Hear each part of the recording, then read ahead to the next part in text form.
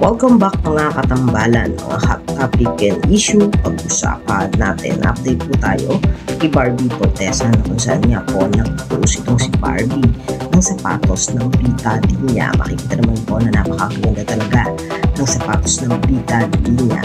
At isa pa nga po sa naging post ni Barbie ay yung sa close-up na kung saan nga po ay brand ambassador itong si Barbie Fortesa. At pinakita nga po dito yung bagong labas ng close-up na may multivitamins na close-up po. At meron din mga question kung saan nga ay pinipili ng titik itong si Barbie Nisa or titik ni David. Ito nga po ay ang bagong labas ng close-up ng multivitamins. At namang napakaganda nga dito ni Barbie Fortesa. At isa pa nga po sa naging post itong si Barbie, napakagandang Barbie Fortesa na nakasuot nga po ng kulay pula.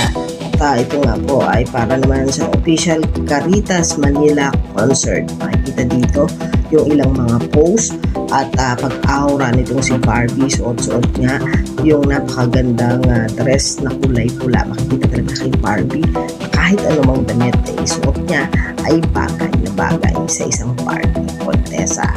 Yan po yung mga update natin ngayon kay Barbie. Kayo mga katambalan, ano ang masasabi nyo? Mag-comment lang sa comment section at pag-usapan natin. Yan ang mga hot topic and issue dito lamang sa Tambalang TV.